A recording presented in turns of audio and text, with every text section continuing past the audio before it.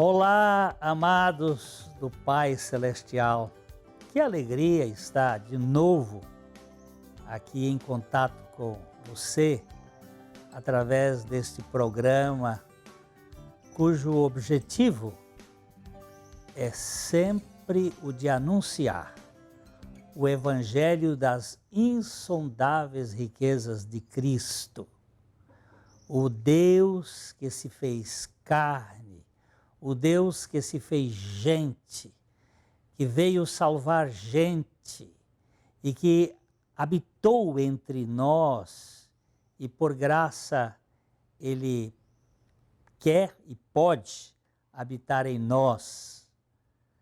Você pode ser um nosso aliado e nós estamos aí apresentando os links que vão aparecer na sua tela e nós contamos com a sua participação, com as suas orações, com a divulgação para que esse programa seja disseminado para o maior número de pessoas possível, com a sua colaboração para que ele se mantenha e seja disseminado este Evangelho das insondáveis graças de Deus, e nós contamos realmente com a sua participação. Eu vou dar uma paradinha agora por uns instantes e logo estamos voltando.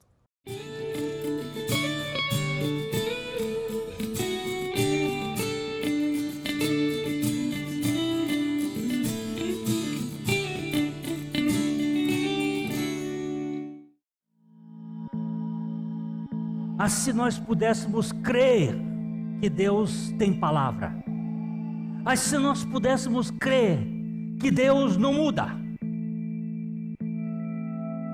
mas se nós pudéssemos crer que Deus está no controle de fio de cabelo. Crise nos leva à dependência do Senhor, à vivificação, a renovo, a um novo olhar sobre a situação. Se nós permanecemos garantindo-nos em nós mesmos, nós vamos cada vez mais profundo. O novo nascimento, a obra da cruz operada em mim, quais são seus efeitos? Quais são os resultados? Porque a palavra é viva e eficaz, muda a nossa vida com Deus, com o mundo.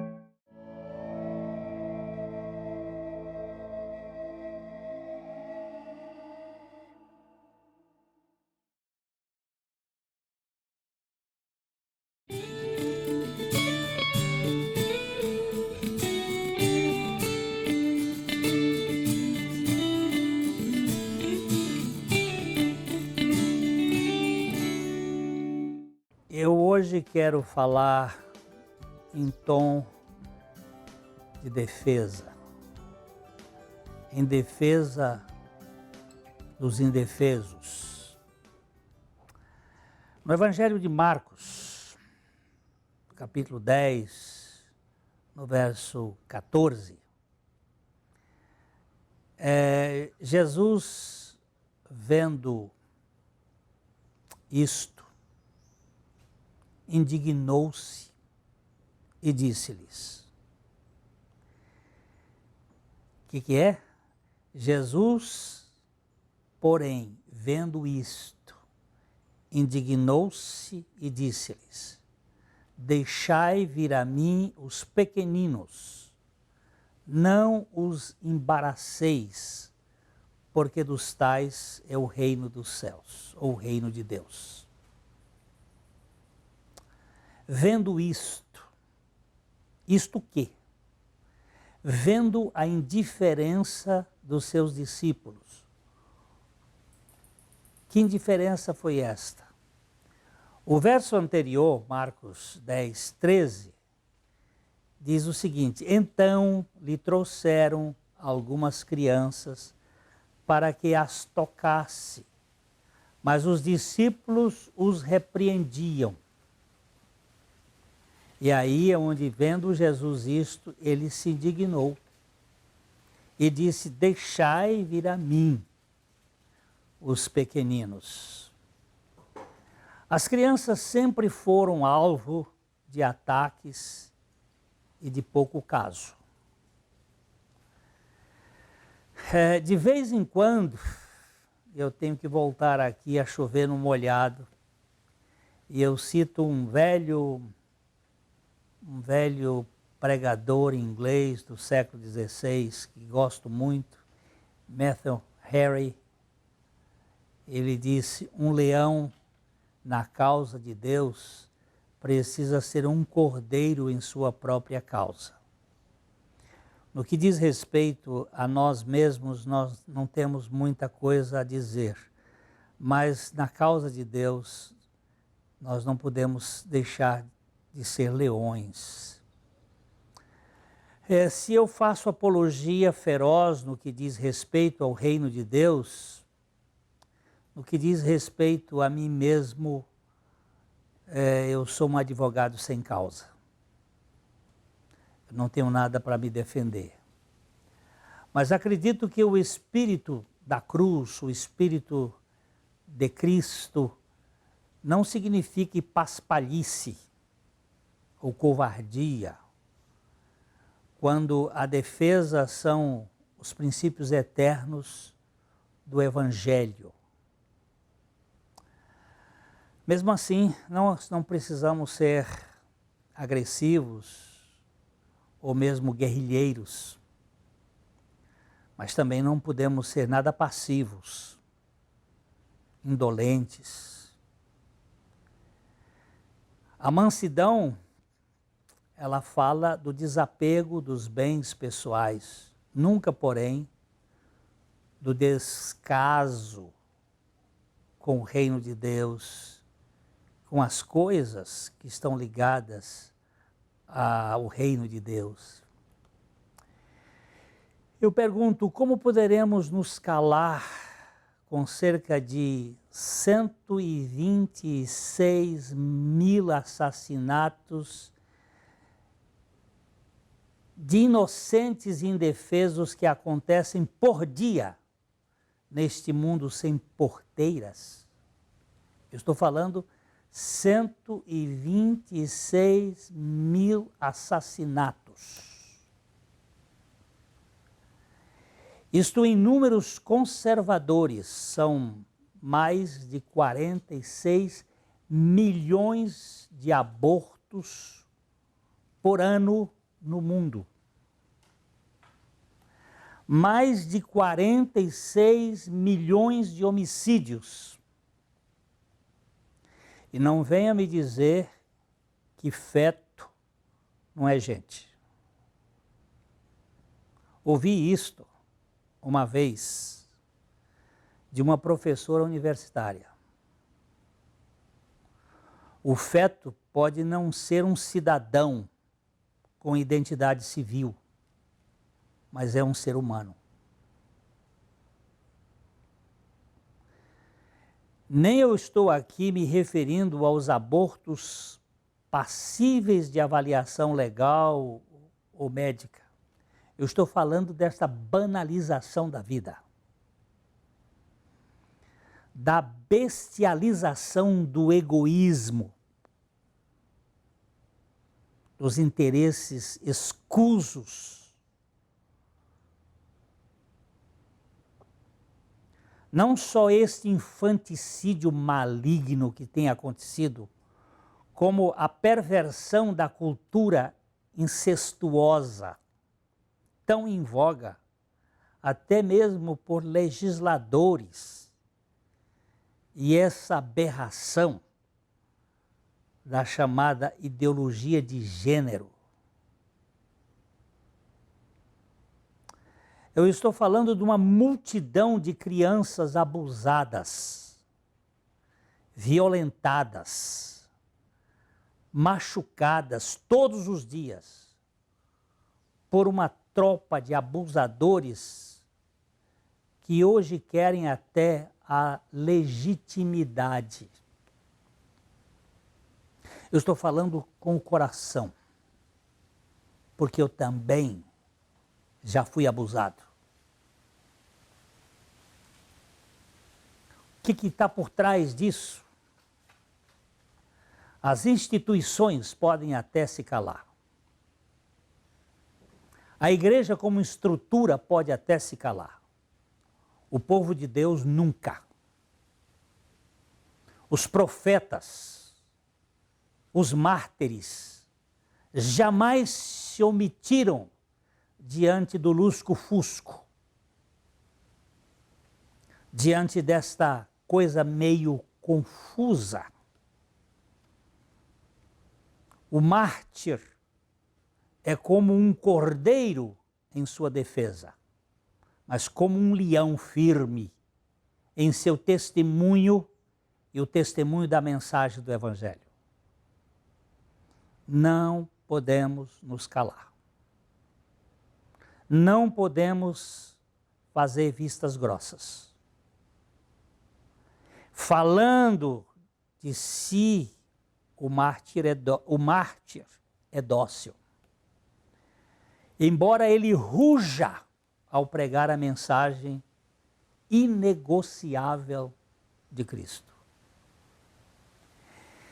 Ele não se importa consigo mesmo, mas importa-se com a sua fé e com a propagação do Evangelho de Deus, do Evangelho de Cristo. Alguém disse que um cristão não se defende, não reivindica os seus direitos, mas não se cala quando tem que anunciar a Cristo e os seus propósitos. E o Evangelho de Jesus Cristo não faz vistas grossas para esta aberração que hoje acontece no mundo. Ele nada tem para se justificar. O cristão não precisa se justificar, já que ele foi justificado por Cristo.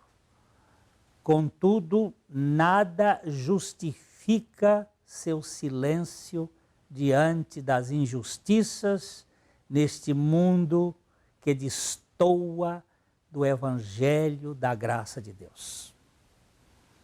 Não é possível nós ficarmos omissos. O espírito da cruz de Cristo não é fragilidade ou timidez ante a perseguição cruel deste mundo, do mesmo modo que não é guerrilha por causa de valores ligados a interesses pessoais. Não existe possibilidade de profeta fazer conchavo com políticos. Eles têm postura, e mesmo que a cabeça tenha que rolar, rola com confiança.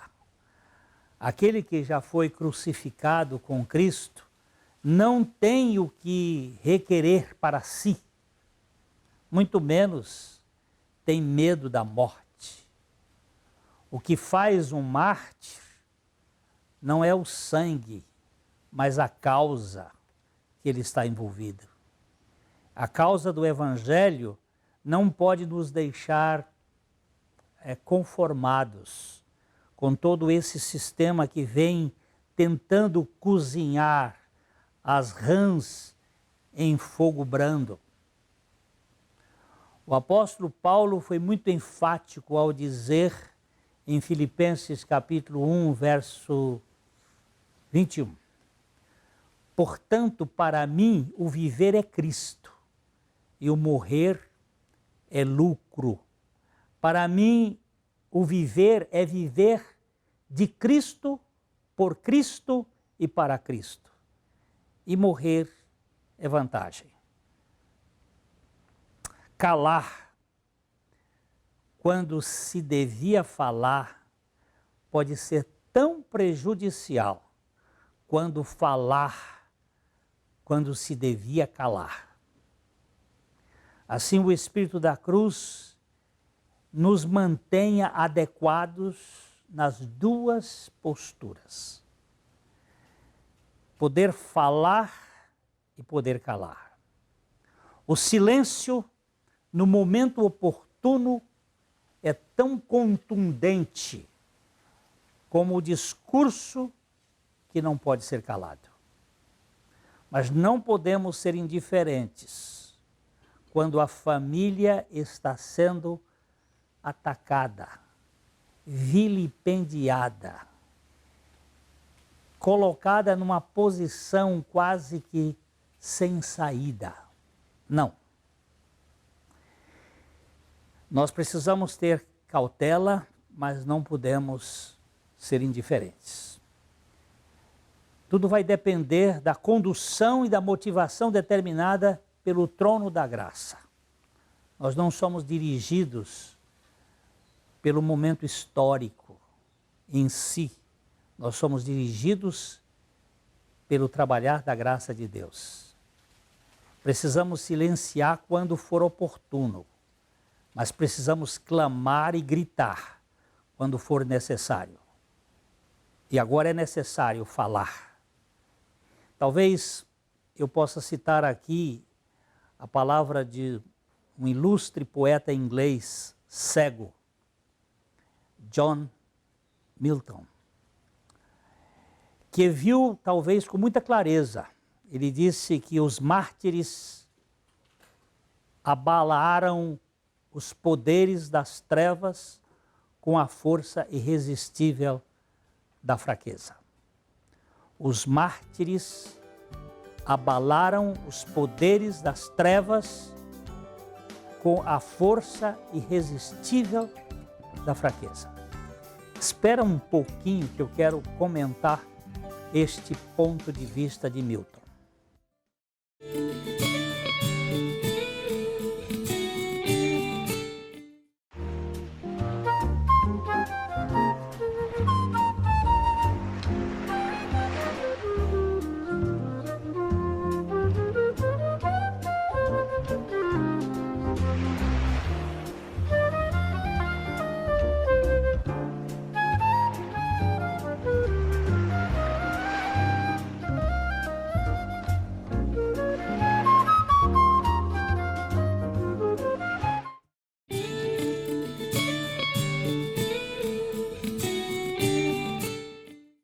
Olha aqui, a nossa indicação para hoje.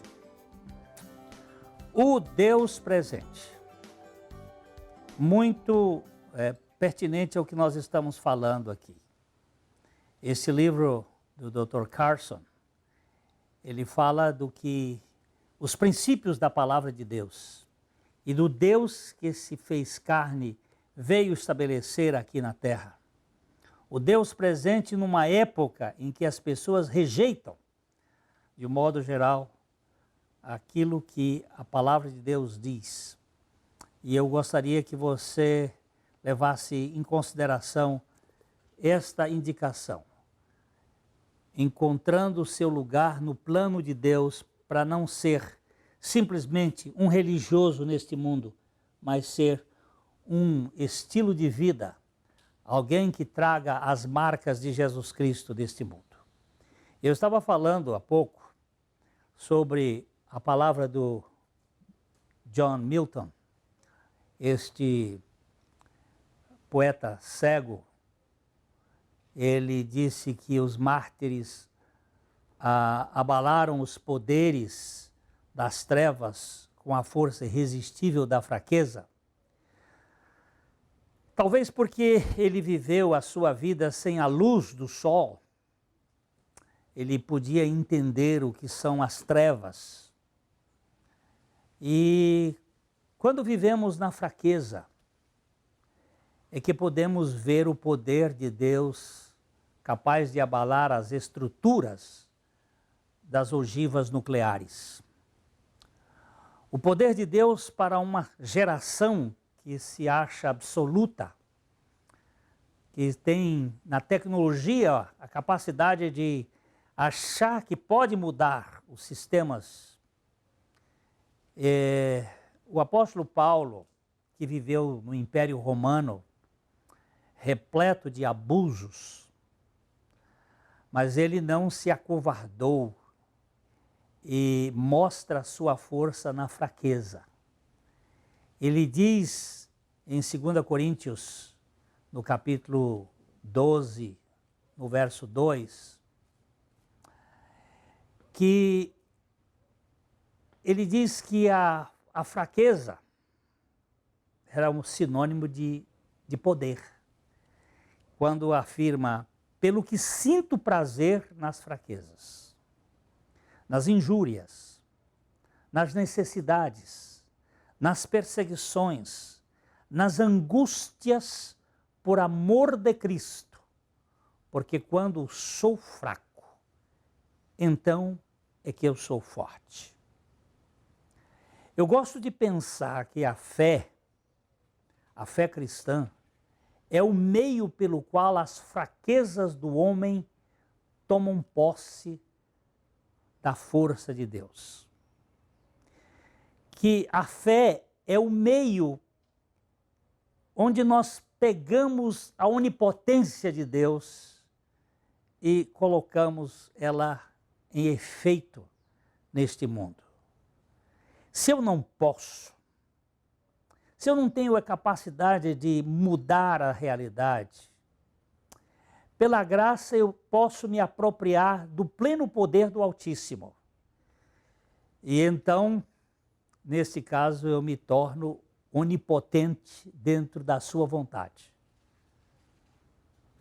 O profeta Elias, num reino tremendo de Acabe, Jezabel, numa cultura terrível, ele resolveu peitar os profetas de Baal. E ele disse, vocês precisam descobrir quem é que é Deus nesse negócio. O que é que Deus pode fazer nessa coisa toda? E não se acovardou e disse, vocês precisam descobrir aonde está Deus, se está do lado de Baal, se está do lado de Jeová, de Javé. E ele diz, escolham hoje a quem vocês vão servir, quem vocês vão se portar.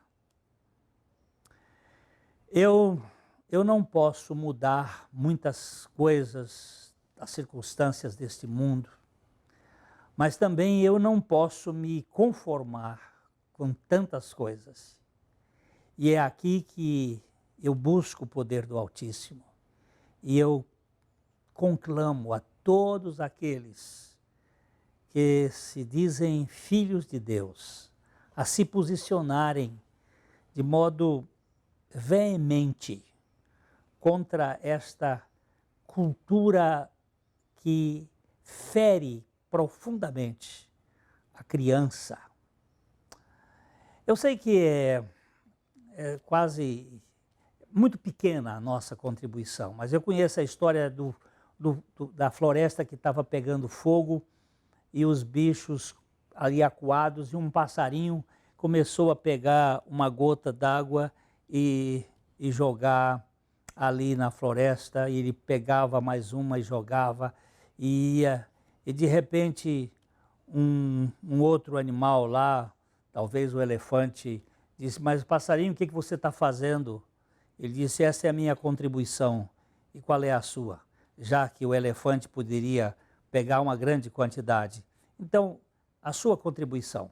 Qual será a sua contribuição para, neste momento em que nós estamos vendo muitas crianças sendo assassinadas, muitas abusadas, em que se tenta mudar uma cultura, nós precisamos tomar posições.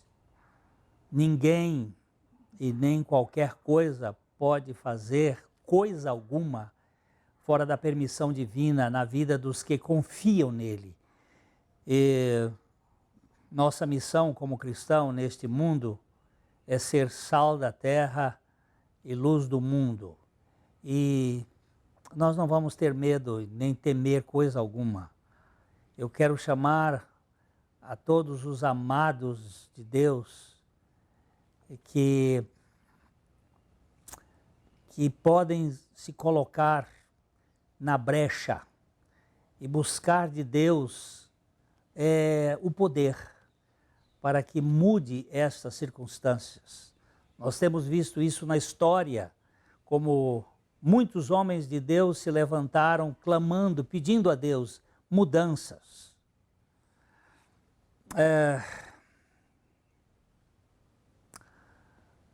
Eu citei recentemente em um velório o que alguém disse: a morte não passa de um incidente físico em uma carreira imortal.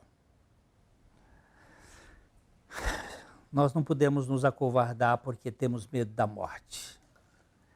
Se nós ganharmos a revelação do alto de que temos a vida eterna, quem é que vai nos matar? Por outro lado, se temos a vida de Cristo, não podemos ser omissos, onde nós temos uma missão neste mundo. Uma missão que não pode ser colocada em segundo plano. Eu quero dizer algumas palavras aqui, baseado no que o apóstolo Paulo nos diz em Romanos 1, nos versículos 16 e 17, quando ele diz: não me envergonho do Evangelho. Porque o Evangelho é o poder de Deus para a salvação de todo aquele que crê. Primeiro do judeu e também do grego. Visto que a justiça de Deus se revela no Evangelho de fé em fé, como está escrito: o justo viverá pela fé. Eu estou aqui dizendo claramente: não me envergonho do Evangelho, mas me torno muito indignado contra muitos que se dizem participantes do Evangelho e ficam, de certo modo, acuados e não tomam posição diante do aborto, diante da violência, diante dos abusos, porque isso não coaduna com o espírito do Evangelho. A justiça de Deus se revela no Evangelho. Não só a justiça para conosco, mas para com este mundo. A criança tem sido alvo de ataques terríveis. E nós, como cristãos neste mundo, temos uma missão de ser instrumentos de bênção para estas crianças. Nós vimos que os apóstolos de Jesus Cristo não queriam se importar com as crianças, estavam mandando que elas saíssem, e Jesus disse: deixem que elas venham a mim, porque das tais é o reino dos céus. O Evangelho de Jesus Cristo é o Evangelho da redenção, é o Evangelho da salvação, é o Evangelho da transformação. E este Evangelho tem como base a busca destes pequeninos, para que eles encontrem uma vida com significado. Eu conclamo a todos os cristãos a serem instrumentos neste mundo, a se colocarem na brecha da intercessão, do cuidado, da proteção das crianças que vivem neste mundo, sendo marcadas. Você e eu não podemos nos omitir. Que Deus nos dê graça e nos dê ousadia para defendermos aqueles que são indefesos e sermos proclamadores dos benefícios do Evangelho, das insondáveis riquezas de Cristo.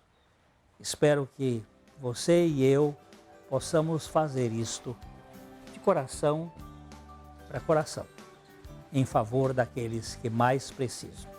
Em nome de Jesus.